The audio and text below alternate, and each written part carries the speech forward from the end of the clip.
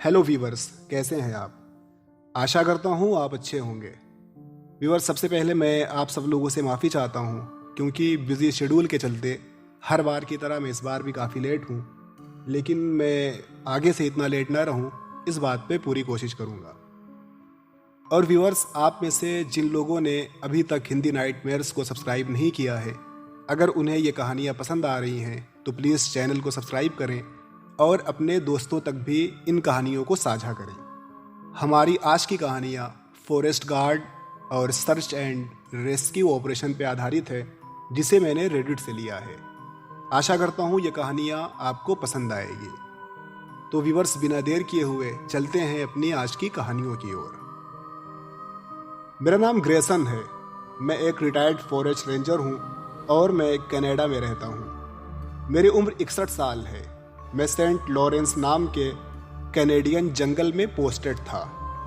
अभी पिछले साल मैं रिटायर्ड हुआ हूँ। मैंने अपनी लाइफ के 32-33 साल घने जंगलों में बिताए हैं। जंगल सच में बेहद ही खूबसूरत और मन की शांति के लिए सुखद इन्वायरमेंट माना जाता है। लेकिन ये बस उनके लिए सुखद और अच्छा है जो कभी कभी जंगल आते हैं और किस्मत से जंगल का भयानक रूप नहीं देख पाते। लेकिन जिसने बदकिस्मती से एक बार भी जंगल के भयानक रूप को देखा है, वो कभी वापस जंगल में नहीं आना चाहता। उसके लिए फिर दोबारा कोई जंगल सुखद नहीं रह जाता।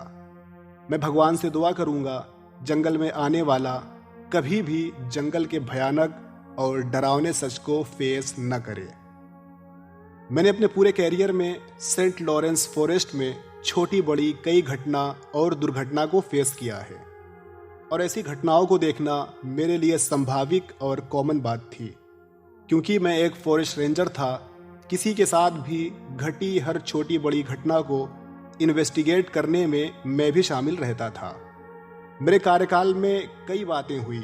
जंगल में कभी कोई अजीब क्रिएचर देखे जाने की बात सामने आती, कभी कोई अच्छा भला आदमी हमें जंगल में पागल बना घूमता दिखाई देता था, कभी किसी के साथ कुछ ऐसा हो जाता जिससे उसकी मेमोरी लॉस हो जाती और वो किसी को कुछ भी बताने के लायक नहीं रहता था।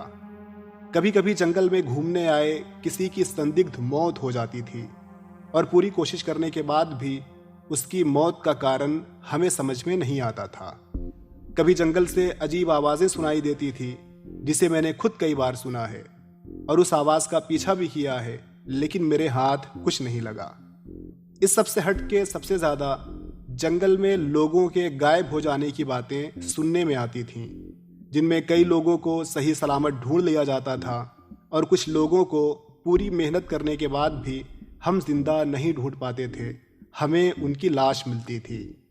बहुत सारे केसेस में गुम हुए इंसान का आखिर तक कोई पता नहीं चलता था।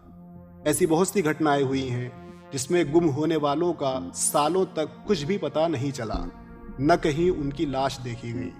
वो कब, कहाँ और कैसे गायब हुए ये कोई नहीं जानता। मेरे लिए ऐसी घटनाएं नॉर्मल बात बन गई थी, इसलिए सारे इंसिडेंट को मैं एक एक करके नहीं याद रख सका। लेकिन कुछ बातें ऐसी हुई थीं जिन्हें मैं अब तक नहीं भुला पाया हूँ। उसमें से एक कभी नहीं भुलाए जाने वाली कहानी मैं आज आपको सुनाने जा रहा हूँ। ये आज से करीबन 15-16 साल पहले की बात है। 2005 या 2006 का साल था। एक कपल की नई नई शादी हुई थी। वो कपल जंगल में कैंपिंग करने आया था। हम जंगल में आने वाले हर कैंपर्स की एंट्री और एग्जिट का रिकॉर्ड रखते थे। लेकिन इस जंगल में कभी कभी एक ही समय पे हजारों कैंपर्स हो जाते हैं, इसलिए कौन कब आया कौन कब वापस गया इस पे हम ध्यान नहीं दे पाते थे। उस कपल को जंगल में आए हुए कई दिन हो गए थे। उन दोनों का मोबाइल नंबर भी ऑफ हो गया था। जब उनके घर वालों को कई दिनों से उनकी कोई खबर नहीं मिली, तब वो जंगल में रेंजर स्टेशन पे आए और बताया डीन और नताली नाम के कपल यहाँ कैंपिंग पे आए थे। 8-10 दिन हो गया है, न उनका नंबर ऑन है, न ही वो अब तक घर वापस आए हैं। ये बात उनके घर वालों के साथ साथ हमारे लिए भी चिंताजनक थी। हमने उस कपल का डेटा चेक किया तो सच में उनके आने का रिकॉर्ड था, लेकिन वो जंगल से वापस गए हैं इसका कोई भी रिकॉर्ड हमारे पास नहीं था। पहले आसपास उनको ढूंढने की कोशिश हुई, कई लोगों को उनकी तस्वीरें दिखा के पूछा गया, लेकिन जब उस कपल की कोई खबर नहीं मिली तब मेरे अंडर में search and rescue team alert हो गई। हमने उस कपल को ढूंढना स्टार्ट कर दिया। उस पूरे दिन उनको ढूंढा गया, लेकिन वो कहीं नहीं मिले। हमें काफ़ी चिंता हो रही थी, क्योंकि अगर उस कपल के साथ किसी अनहोनी की बात सामने आती तो दूसरे कैंपर्स के बीच हमारी रेपुटेशन खराब हो जाती। इसलिए हम उस कपल को ढूंढ निकालने के लिए पूरी कोशिश कर रहे थे। पहला दिन यूं ही निकल गया, हमें वो कपल नहीं मिला। दूसरे दिन भी search and rescue team alert थी। जंगल में काफ़ी अंदर दूर तक हम उस कपल को ढूंढ चुके थे, लेकिन हमें कोई रिजल्ट नहीं मिला था। शाम होने को आई थी। मैं किसी काम से अकेला वापस रेंजर स्टेशन की तरफ आ रहा था। मेरे रास्ते में लेफ्ट साइड एक छोटी सी झील है।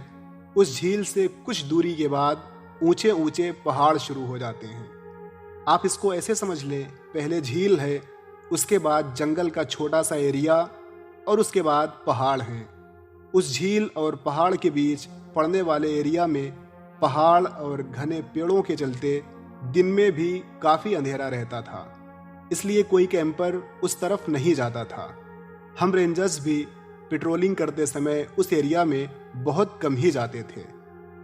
जब वापसी में मैं उस झील की तरफ से गुजरा तो अचानक से मेरे मन में ये बात आई कि एक बार इस तरफ भी देख लूं, हो सकता है वो कपल इसी तरफ आ गए हों।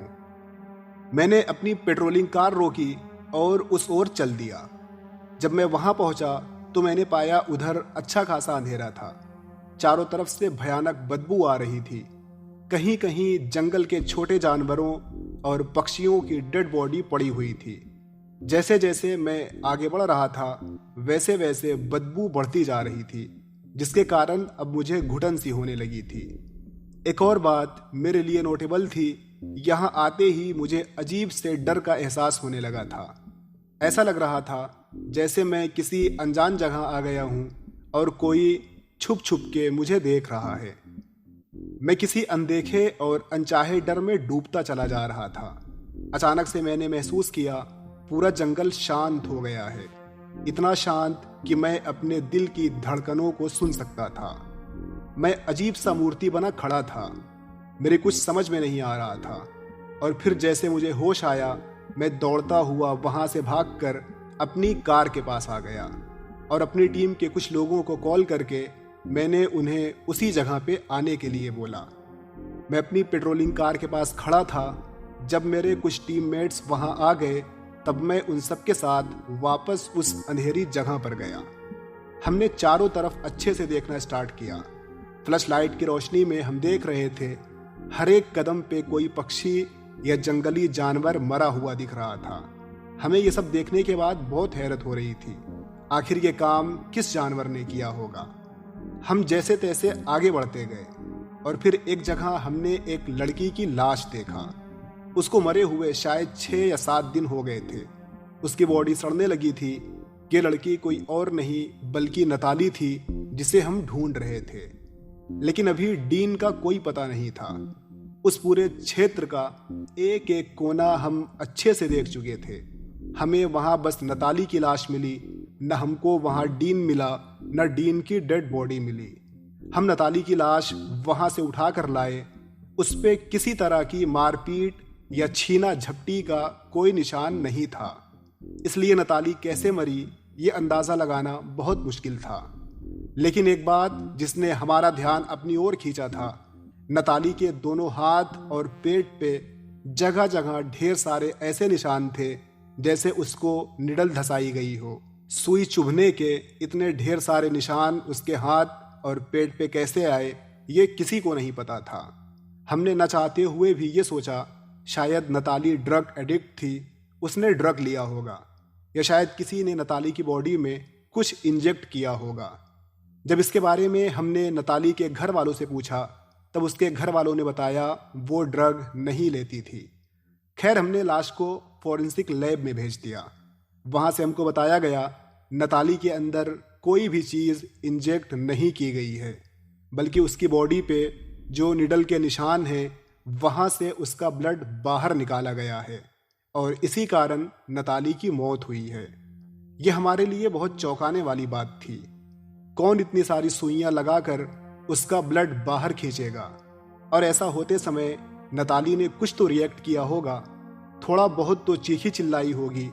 आखिर इतनी आसानी से कोई इतना बड़ा जुर्म कैसे कर सकता है? खैर, अब क्या हो सकता था? हमारे पास इस अनसुलझी पहेली को सच मानने के सिवा और कोई रास्ता नहीं था। नताली तो हमें मिल गई थी, लेकिन डीन अब तक हमें नहीं मिला था। आखिर में नताली के घर वालों ने नताली की मौत का जिम्मेदार खुद उसके पति डीन को बना दिया, क्योंकि उनके अनुसार डीन इस शादी से पूरी तरह खुश नहीं था और अभी तो मौके पे डीन गायब भी था। इसलिए हमने भी इसी बात को सच समझ लिया। डीन नताली का मर्डर करके जंगल से चला गया है और बाहर कहीं छुप के बैठा है। लास्ट में हमने नताली के घर वालों को उसकी डेड बॉडी दे दी और अब डीन को ढूंढने, उसे उसके किए की सज़ा दिलाने के लिए पुलिस डिपार्टमेंट चौकन्ना हो गया था। उन्होंने कई बार डीन के घर की तलाशी ली, उसके दोस्तों के घर छापा मारा। जहां तक पॉसिबल था पुलिसकर्मियों ने डीन को बहुत ढूंढा, लेकिन नहीं पता वो कहाँ छुप के बैठा था। डीन के घर वालों और दोस्तों के ऊपर पुलिस अपनी नज़र रखे थी, मगर अब तक पुलिस वालों के हाथ कुछ भी नहीं लगा था।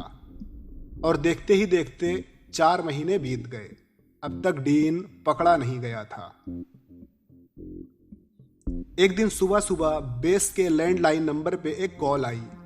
सामने कॉल पे कोई हाइकर था। उसने बताया ऊपर पहाड़ पे उसने अभी अभी किसी लाश को देखा है। मैंने उस हाइकर को वहीं रुकने को बोला और अपने कुछ साथियों को लेके मैं उस ओर निकल पड़ा। जहां उसने वो लाश देखी थी वो हमारे बेस से काफ़ी दूर थी।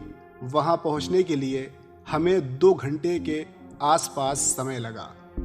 वहां पहुंच के मैं सबसे पहले उस हाइकर से मिला जिसने मुझे कॉल किया था। सारी डिटेल्स लेने के बाद मैंने लाश को नीचे उतरवाया। लाश बहुत ज़्यादा तो नहीं, लेकिन इतनी पुरानी थी कि उसके मांस सूख के हड्डियों से चिपक गए थे। कहीं कहीं उस लाश के मांस को चींटियां खा गई थीं। ये मरने वाला कौन था? खुद 90 फीट पहाड़ की ऊंचाई पे चढ़ के इसने आत्महत्या की है या किसी ने इसको मार के ऊपर फेंक दिया है? इस जैसे कई सवाल हमारे पास थे, लेकिन जवाब एक भी नहीं था। उसके कपड़ों की तलाशी लेने पर हमें उस लाश की आईडी मिली। आईडी पे मरने वाले का नाम डीन लिखा था। उम्र 28 साल थी। मैं तो बहुत हैरत में धंस गया था। जिसे हम मर्डरर समझकर हर जगह ढूंढ रहे थे, वो खुद महीनों से यहाँ मरा हुआ पड़ा था। अगर डीन ही कातिल था तो डीन को किसने मारा? डीन को मार के 90 फीट ऊपर पहाड़ पे किसने रखा होगा? और खुद अगर डीन ने आत्महत्या की है तो वो पहाड़ के नीचे भी आत्महत्या कर सकता था। इतनी ऊपर पहाड़ पे चढ़ के वो आत्महत्या करने क्यों जाएगा? डीन की बॉडी पूरी तरह सूख चुकी थी, इसलिए कोई जख्म या चोट का अंदाज़ा लगाना हमारे लिए पॉसिबल नहीं था। पहले डीन के घर वालों को उसकी लाश के बारे में बताया गया और उसके बाद उस डेड बॉडी को फॉरेंसिक लैब भेज दिया गया। फिर जब उसकी रिपोर्ट आई, उसने हमारा दिमाग और हिला के रख दिया। अब साफ हो गया था डीन ने नताली को नहीं मारा था, बल्कि डीन के साथ भी वही सब हुआ था जो नताली के साथ किया गया था। उसकी बॉडी में सुई चुभने के ढेर सारे निशान थे।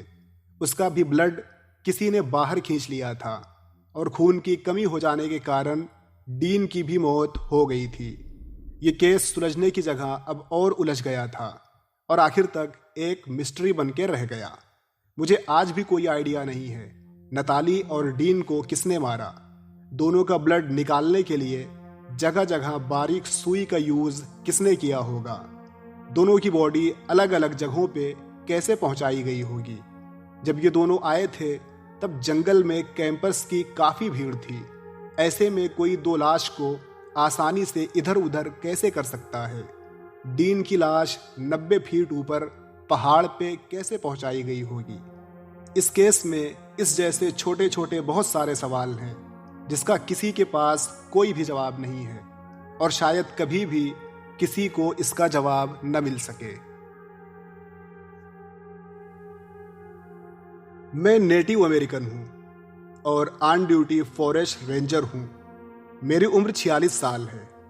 कई कारणों के चलते मैं आपको अपना नाम नहीं बता सकता। मैं जिस फॉरेस्ट में ड्यूटी करता हूँ वो अमेरिका में हाइकिंग और कैंपिंग के लिए टॉप फॉरेस्ट में से एक है। हर दिन हज़ारों लोग इस फॉरेस्ट में हाइकिंग, कैंपिंग और पिकनिक के लिए आते हैं। इस फॉरेस्ट में बहुत सारी अनसुलझी और डरावनी घटना हुई है, लेकिन ये घटनाएं कभी जंगल के बाहर न पहुँचें, इसलिए वहाँ ड्यूटी देने वाले हर वर्कर को अपना मुंह बंद रखने का सख्त निर्देश दिया जाता है। आप लोगों ने इंटरनेट पे देखा होगा, बहुत सारे लोग फॉरेस्ट रेंजर और सर्च एंड रेस्क्यू पे आधारित कहानियों की डिमांड करते हैं, लेकिन बहुत कम ऐसे रेंजर्स हैं जो इंटरनेट पे जंगल और सर्च एंड रेस्क्यू से रिलेटेड स्टोरी शेयर करते हों। अगर कभी कुछ लोग अपनी कहानी शेयर भी करते हैं तो वो अपनी आइडेंटिटी छुपा लेते हैं, क्योंकि इससे हमारी जॉब जा सकती है। हमको झूठे आरोपों में फंसा के प्रताड़ित किया जा सकता है। इसलिए बहुत कम लोग हैं जो जंगल और सर्च एंड रेस्क्यू से जुड़ी कहानियां आप तक पहुंचाते हैं। आज मैं भी आपको सर्च एंड रेस्क्यू से जुड़ी सच्ची कहानी बताने का थोड़ा सा रिस्क उठा रहा हूँ। ये घटना 2011 की है। तब मैं नया फोर्स में ज्वाइन हुआ था। स्टार्टिंग में मुझे वहाँ बहुत मज़ा आता था। मैं बहुत एक्साइटेड रहता था और हर छोटे बड़े काम में मैं बहुत मन लगा के जुट जाया करता था। मुझे अभी भी याद है, शाम के 3 बजे के आसपास एक पति पत्नी अपने 5 साल का एक छोटा बच्चा लेकर जंगल में घूमने आए थे। तब उनका नाम और एड्रेस नोट करके उनको एक टोकन दिया गया और वो अपना टोकन लेके फॉरेस्ट में चले गए। मैं आपको बताता चलूं, इस फॉरेस्ट में हर आने वाले का नाम और एड्रेस नोट करने के बाद उन्हें एक टोकन दिया जाता है और वापसी में वो टोकन उनसे वापस ले लिया जाता है। इससे हमारे पास ये जानकारी हो जाती है जो जंगल में गया था वो जंगल से वापस भी आया है। वो पति पत्नी जो जंगल में गए थे 10-15 मिनट में ही वो घबराए हुए वापस हमारे पास आ गए और बोले उनका बच्चा अचानक से कहीं खो गया है। पति पत्नी के बताए अनुसार वो बच्चा उन्हीं के साथ था और वो खेल रहा था। बस थोड़ी देर के लिए हमारा ध्यान अपने बच्चे से भटका था। वापस जब हमने देखा तो हमारा बच्चा वहाँ नहीं था। हमने आसपास बहुत ढूंढा, अपने बच्चे को आवाज़ भी लगाई, लेकिन उसका कोई जवाब नहीं आया। वो पति पत्नी बहुत घबराए हुए लग रहे थे। हमने उनको समझाया, आप घबराए नहीं, आप अभी जंगल के स्टार्टिंग छोर पे हैं, आपका बच्चा यहीं कहीं खेल रहा होगा, हम उसे ढूंढ लेंगे। हम 4 लोग उस बच्चे को ढूंढने के लिए उठ खड़े हुए। बच्चे के पेरेंट्स भी हमारे साथ थे। हमने आसपास उसे ढूंढना शुरू किया। फॉरेस्ट में रखी हुई बेंचेस, डस्टबिन, आसपास की झाड़ियाँ हमने सब देख डाली। जंगल में जहाँ तक उस बच्चे के पेरेंट्स गए थे, हम उससे कुछ दूर आगे भी गए, लेकिन हमें वो बच्चा नहीं मिला। पेरेंट्स अब परेशान हो गए थे। बच्चे की माँ का रो रो के बुरा हाल था। दूसरे लोगों के मन में डर का माहौल न बन जाए, इसलिए फॉरेस्ट में जब कभी ऐसा कुछ होता है तो हम किसी को भी इसकी खबर नहीं होने देते और secretly search and rescue operation हम चला देते हैं। उस खोए हुए बच्चे के माता पिता को हमने एक केबिन में बिठाया और अब हमारी पूरी टीम उस बच्चे को ढूंढने के लिए चारों तरफ फैल गई थी। इस जंगल में पिकनिक स्पॉट एरिया की अच्छी फेंसिंग की गई है। 3 मील तक यहाँ कोई बड़ा और खतरनाक जानवर नहीं आ सकता, लेकिन छोटे छोटे कुछ ऐसे जानवर थे जो 5 साल के बच्चे को नुकसान पहुँचा सकते थे। इसलिए जैसे जैसे रात काली होती जा रही थी, वैसे वैसे उस बच्चे के लिए हमारी चिंता बढ़ती जा रही थी।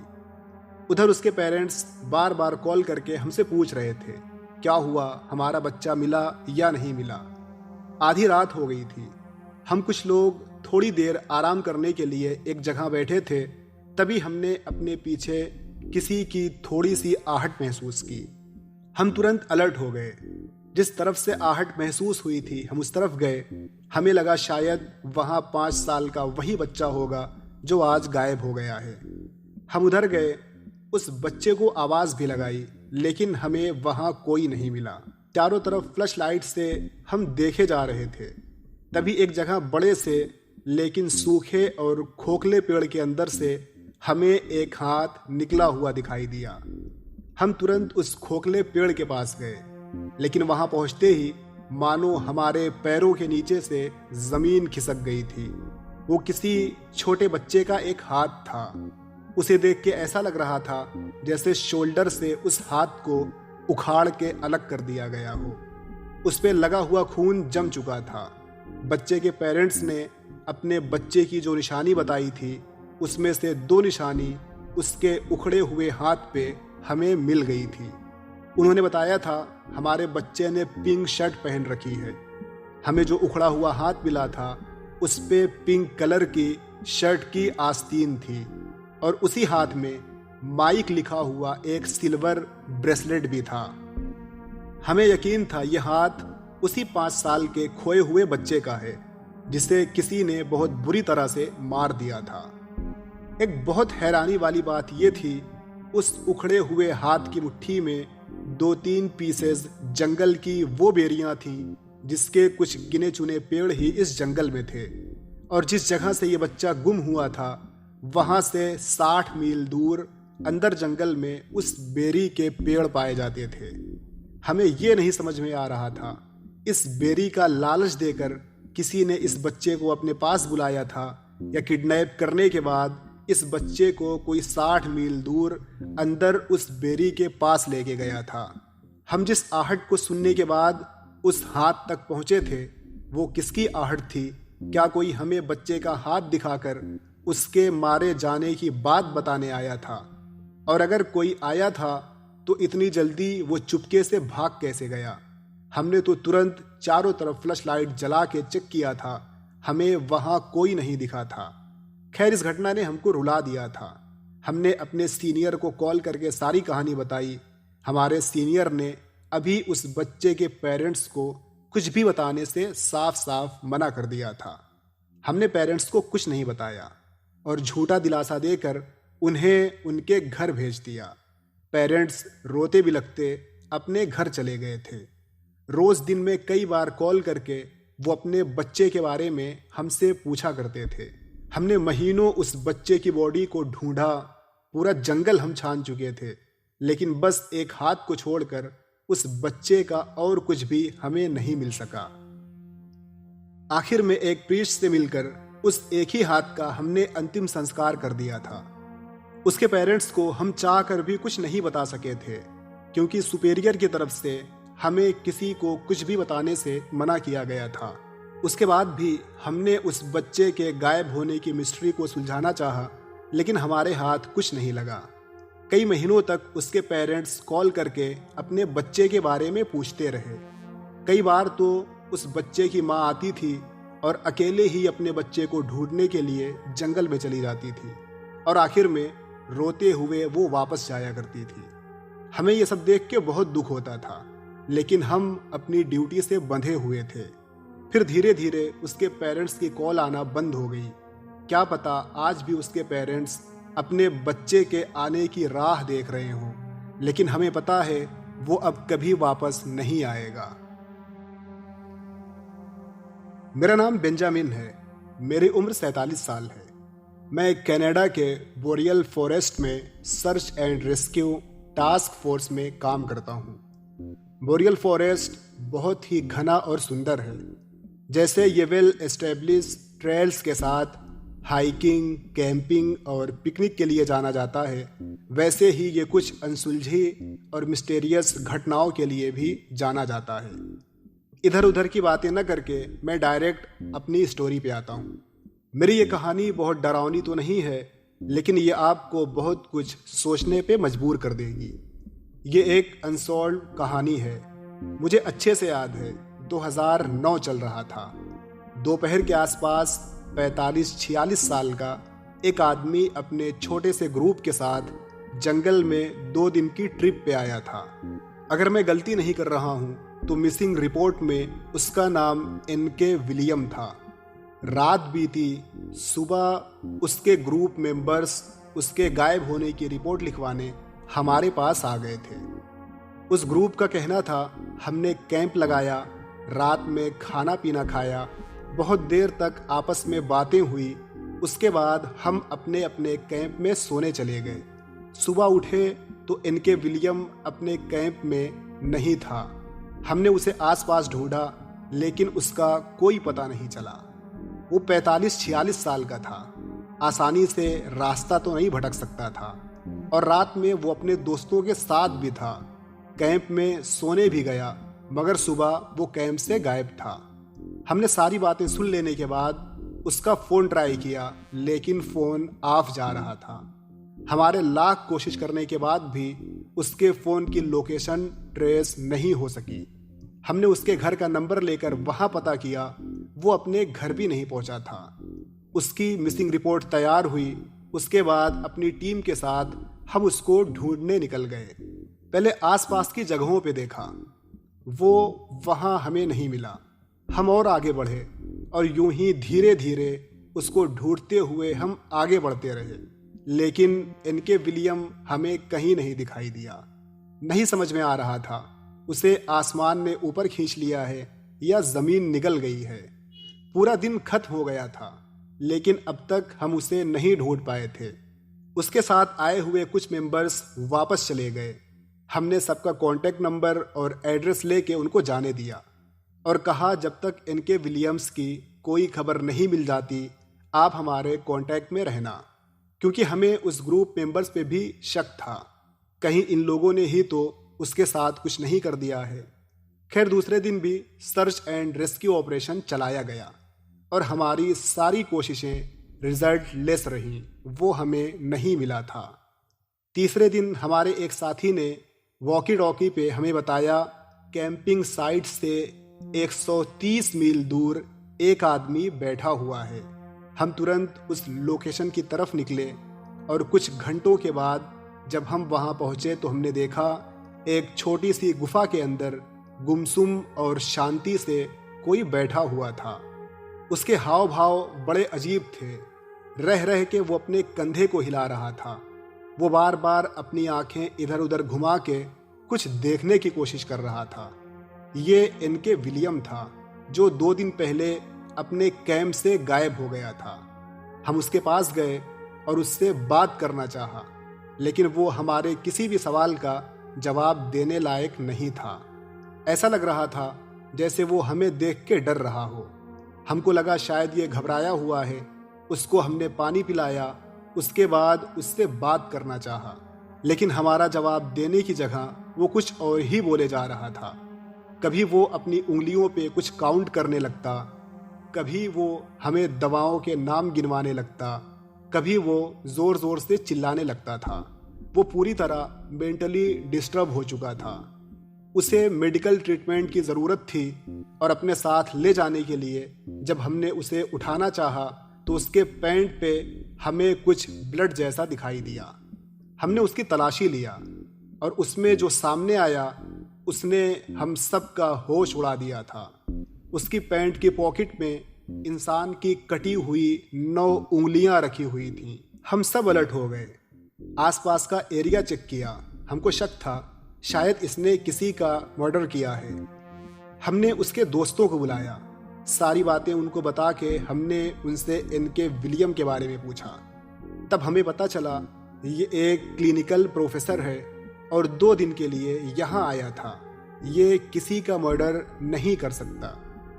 हमने इनके विलियम को हॉस्पिटल भेजा और फिर पूरे जंगल में सर्च एंड रेस्क्यू ऑपरेशन चलाया, जिससे वो इंसान या उसकी बॉडी हमें मिल सके जिसकी 9 उंगलियां हमें इनके विलियम की जेब में मिली थी। आप यकीन करें पूरे जंगल में कोई बॉडी नहीं मिली। हमारे बेस पे जंगल में आए हुए किसी भी इंसान की गायब होने की कोई रिपोर्ट नहीं लिखाई गई थी। जब कोई गायब नहीं हुआ था, जब किसी की डेड बॉडी जंगल में नहीं मिली थी, तब उसके जेब में वो 9 उंगली किसकी थी और कहाँ से आई थी, ये हम में से किसी को नहीं मालूम हो सका। उंगलियां पुरानी और डैमेज होती तो हमें लगता वो बाहर से ही उन्हें लेकर आया होगा, लेकिन वो उंगलियां फ्रेश थीं, जैसे अभी कुछ घंटे पहले ही उन्हें काट के अलग किया गया हो। डॉक्टर्स ने बताया ये पागल हो चुका है। दवाएं देकर उसे उसके घर भेज दिया गया। वो कुछ दिन तक अपने घर में रहा और फिर अपना घर छोड़कर यहाँ वहाँ सड़कों पे रहने लगा। आप लोगों में जो लोग 15-20 साल से ऊपर के हैं और ब्रैम्पटन सिटी के रहने वाले हैं, तो आपने भी 2009 से 2010 के बीच यूनियन स्ट्रीट के ऊपर बने हुए रेलवे ब्रिज के नीचे उस पागल हो चुके प्रोफेसर को आपने भी देखा होगा। 2009 से 2010 के बीच वो उसी ब्रिज के नीचे रहता था। मैंने भी कई बार उसको खाने, कपड़े और ब्लैंकेट दिया था। 2010 के बाद वो दोबारा मुझे वहाँ नहीं दिखाई दिया। मैंने उसके घर भी पता किया, वो अपने घर वालों के पास भी नहीं था। 2010 के बाद वो कहाँ है, किस हाल में है, किसी को कुछ नहीं मालूम। अपनी कैंप साइट से वो इतनी दूर कैसे पहुंचा था, कटी हुई उंगलियां किसकी थीं, वो अचानक से पागल कैसे हो गया था, ये सारी बातें आज तक एक मिस्ट्री बनी हुई हैं। मेरा नाम माइकल है। मैं आपको अपनी एक कहानी बताना चाहता हूँ जो मेरे साथ सर्च एंड रेस्क्यू ऑपरेशन के समय घटित हुई थी। उस घटना के बाद ही मैंने अपनी जॉब छोड़ दी और फिर मैं वापस कभी फॉरेस्ट में नहीं गया। आज से 12 साल पहले मैं एक सर्च एंड रेस्क्यू ऑफिसर रहा हूँ। मेरा ट्रैकिंग रिकॉर्ड बहुत अच्छा था। मैंने अपने 12 साल के कैरियर में बहुत से ऐसे लोगों को ढूंढा है जो जंगल में किसी कारण इंजर्ड या गायब हो गए थे। मैं सेंट पॉल में पला बढ़ा हूँ। मेरे साथ मेरी बहन और मेरी माँ रहती थी। मेरे पिता मेरे बचपन में ही एक्सपायर हो गए थे। जब मैं थोड़ा बड़ा हुआ तो घर की सारी जिम्मेदारी मेरे ऊपर आ गई थी। मैं अपनी मॉम और बहन के लिए बहुत प्रोटेक्टिव था क्योंकि मेरे लिए मेरी दुनिया में बस यही दो थे। मेरी माँ ने हमारे लिए कभी दूसरी शादी नहीं की थी। इसी तरह कुछ सालों के बाद जब मेरी बहन 19 की हुई तब उसकी शादी हो गई। ये मेरे लिए एक दुख भरी खुशी थी। पहली बार मेरी बहन हम लोगों से दूर जा रही थी। मेरी बहन की शादी के बाद मैं सेंट पॉल छोड़कर अपनी माँ के साथ पेंसिल्वेनिया आ गया। यहाँ मैंने भी एक जिल नाम की लड़की से शादी की। आज मेरे पास क्लेयर और रेबिका नाम की 2 प्यारी प्यारी बेटियां हैं। मेरे क्रिस और बेरी नाम के 2 फ्रेंड्स हैं जिन्हें मैं अपने मिडिल स्कूल से ही जानता था। हम सब आपस में भाइयों की तरह क्लोज थे और कोई भी काम हो उसे हम एक साथ ही करते थे। जब उन दोनों को पता चला मैं पेंसिल्वेनिया आ गया हूँ तो वो दोनों भी मेरे पास आ गए और फिर हम सब ने एक साथ search and rescue force join कर ली। कुछ ही सालों में मैं सीनियर ऑफिसर हो गया। क्रिस और बैरी अब मेरे अंडर काम करते थे। एक दिन हम सब बैरी के घर पे बैठे टाइम पास कर रहे थे। तभी मेरे पास मेरे सुपेरियर की कॉल आई। उसने बताया फॉरेस्ट में एक छोटी बच्ची गुम गई है। हमें उसकी तलाश के लिए जल्दी जंगल में पहुंचना होगा। मैं, क्रिस और बैरी अपना सारा काम छोड़ के जंगल में पहुंचे। हमारे सुपेरियर ने हमें एक मिसिंग पर्सन रिपोर्ट फिल करके हमारे हाथों में पकड़ाई। वो मिसिंग रिपोर्ट कुछ इस तरह थी। मिसिंग गर्ल का नाम सिंथिया लिन था। वो अपनी फैमिली के साथ जंगल में घूमने आई थी। सिंथिया की उम्र 7 साल थी। उसके साथ एक कंडीशन ये थी कि वो बात नहीं कर सकती थी। हुआ कुछ ऐसा था कि उसके परिवार वाले आसपास देखते हुए एक वेल और अच्छे ट्रेल पे वॉक कर रहे थे। बस थोड़ी देर के लिए उसकी माँ ने उससे अपनी नज़रें हटाई थीं और इतनी ही देर में सिंथिया गायब हो गई थी। उसकी मॉम ने सिंथिया का नाम लेकर पुकारा। उसको आसपास ढूंढा भी था। जब वो नहीं मिली तब उन्होंने पेंसिल्वेनिया पुलिस डिपार्टमेंट को कॉल किया और पुलिस वालों ने हम फॉरेस्ट रेंजर्स को कॉल करके सारी घटना बताई। मेरी टास्क फोर्स और दूसरी लॉ इन्फोर्समेंट उस बच्ची को ढूंढने के लिए पेंसिल्वेनिया स्टेट पार्क पहुंच गई थी। 10 मिनट सिचुएशन की थोड़ी छानबीन करने के बाद हम सारे लोग जंगल में इंटर हो गए। हम ऊंचे पहाड़ों, छोटी छोटी चोटियों और गुफाओं में गए, लेकिन हमें सिंथिया नहीं मिली। हमें कोई ट्रैक, कोई कदमों के निशान, कुछ भी नहीं मिले। ऐसा लग रहा था जैसे सिंथिया हवाओं में घुलकर गायब हो गई हो। हमने ऊपर नीचे हर जगह सिंथिया को ढूंढा था और देखते ही देखते कई घंटे बीत गए। हर रेंजर वाकी टॉकी पे यही बोल रहा था, अब तक सिंथिया हमें नहीं मिली है। मैं, क्रिस और बैरी ने जंगल के पश्चिमी छोर पे जाने का मन बनाया, क्योंकि उस तरफ एक छोटी सी नदी बहती है। हमने सोचा सिंथिया बोल नहीं सकती, हो सकता है रास्ता भटकने के बाद उसको प्यास लगी हो और वो उस नदी की तरफ चली गई हो। जब हम उस नदी पे पहुंचे, वहां लकड़ियों का एक पुल बना हुआ था। जंगल के दोनों तरफ को वो पुल कनेक्ट करता था। यानी आप ऐसा समझ लें, बीच में नदी थी, उसके दोनों तरफ जंगल था और जंगल के दोनों तरफ को कनेक्ट करने का काम ये लकड़ी वाला पुल करता था। हमने उस पुल को क्रॉस किया और तभी नदी के पास ही किसी के सिसकने और रोने की आवाज़ हमें सुनाई देने लगी। ये किसी लड़की के रोने की आवाज़ थी। हम वहाँ रुके और उस जगह को गेस करने लगे जहाँ से रोने की आवाज़ आ रही थी। हमने आसपास देखा, मगर हमें कोई दिखाई नहीं दिया। बस रोने की हल्की हल्की आवाज़ आती जा रही थी, लेकिन वो आवाज़ किस तरफ से आ रही है इसका अनुमान अभी हम नहीं लगा पाए थे। हमने वहीं से खड़े खड़े आवाज़ लगाई, सिंथिया, क्या ये तुम हो? हम search and rescue task force से हैं, डरो मत, हम तुम्हें बचाने आए हैं। तुम जहाँ हो वहीं रहो, हम तुमको ढूंढते हुए तुम्हारे पास आ जाएंगे। तभी वापस हमें सिंथिया की आवाज़ सुनाई दी, क्या आप मेरी मदद करेंगे? प्लीज़, मैं खो गई हूँ। हमने तुरंत उसकी बातों का रिप्लाई दिया, हाँ तुम डरो मत, हम तुम्हारी हेल्प करने आ रहे हैं। और फिर अचानक से हमें याद आया, मिसिंग फाइल रिपोर्ट में तो बताया गया था सिंथिया बोल नहीं सकती, वो पैदाइशी गूंगी है। तो फिर खुद को सिंथिया बताकर नदी के उस पार से वहां बोल कौन रहा था? हम चुपचाप खड़े होकर यही सब सोच रहे थे। तभी फिर से वही आवाज़ आई, क्या आप मेरी मदद करेंगे? प्लीज़, मैं रास्ता भटक गई हूँ। इस बार इतना बोलने के बाद वो अजीब सी डरावनी आवाज़ में तेज तेज हंसने लगी। हम ये सब देख के डर गए थे। थोड़ी देर हम सिंथिया का नाम लेकर पुकारते रहे, लेकिन जवाब में हमें बस डरावनी हंसी सुनाई दे रही थी। तो अब हम वहां से मारे डर के भागते हुए वापस आ गए। हम तीनों ने आपस में समझने के बाद ये तय किया कि हमने अभी जो सुना और देखा है इसकी खबर किसी को भी नहीं देंगे, वरना हमारा मजाक बनेगा। उस पूरे दिन, पूरी रात सर्च एंड रेस्क्यू ऑपरेशन चलता रहा, मगर सिंथिया का अब तक कोई पता नहीं चला था।